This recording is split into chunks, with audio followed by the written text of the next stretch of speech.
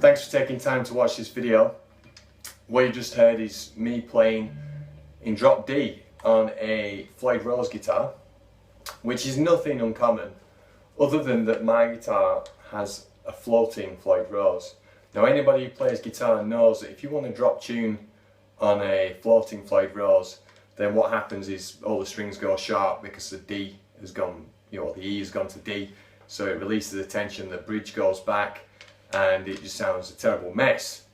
But I've done a few things recently, a few modifications to my trusty D that gets abused and modified on a regular basis, and what I've done is I've installed a couple of things to help me play in drop D, so I can play stuff like this now.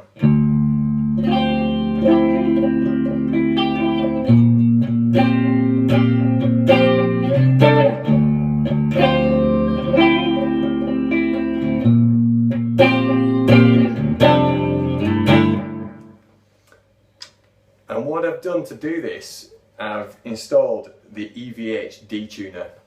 Now anybody who knows about the EVH DTuna, I don't need to explain it, but basically if you've never seen this, I'm going to get a close up. It is a little replacement button that you put in on your guitar and you just push it in, the guitar goes back to E. So now this should be an E.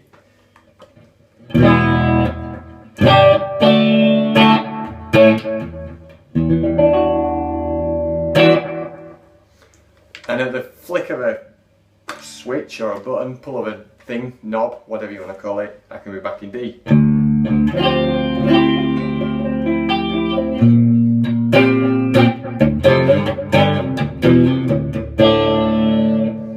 The reason I've done this is that when I was growing up, I was into bands like King's X and Titabor and the guitarist at King's X, and I was into a guitarist, Nuno Betancourt, and he uses the drop D quite a lot for his kind of Nuno riffs, so you get a lot of these kind of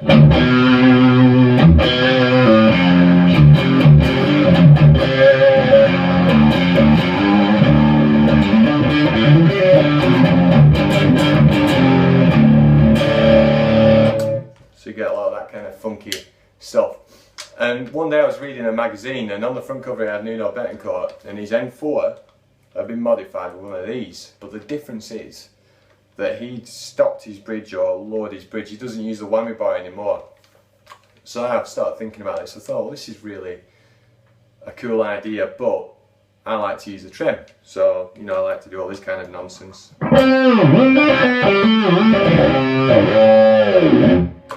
So obviously if the trem gets stopped so that I can put the D-Tuna in, I'm not going to be able to use the trem.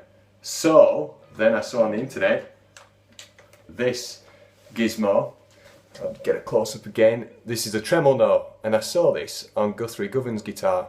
Guthrie Govan's just got a new Charvel model out, but basically what this does is it has these three little buttons, and this attaches to the guitar. It took about 10 minutes to do both of these modifications. Basically there's like a piston in there that moves back and forwards when it's in down only mode. Now I can turn this guitar into a fully stock tail guitar, so basically the bridge won't move by tightening these two tricky little fellas up. So now if I want to do any kind of bending on the guitar, any kind of clean stuff, then in theory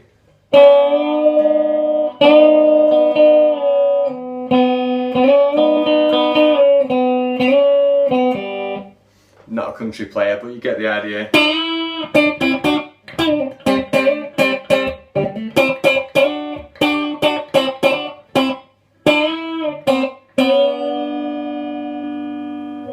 I can bend the strings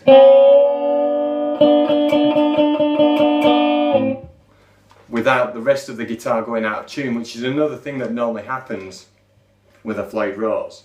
Okay, so to play in fully floating mode, what I do is I unscrew these fiddly little beggars. Not got used to these yet, but you know, it's worth the hassle just to be able to use one guitar at a gig. So now I can go back to fully floating.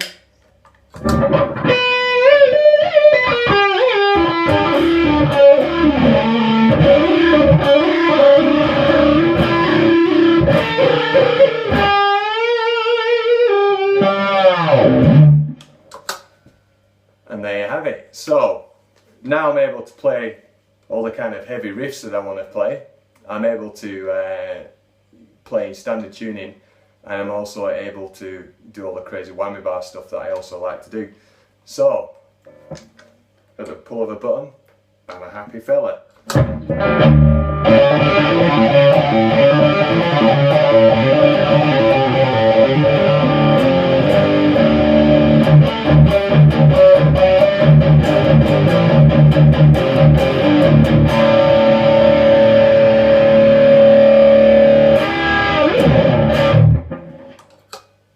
So that's an insight into the crazy tinkerings of the guitars of Chris Walton.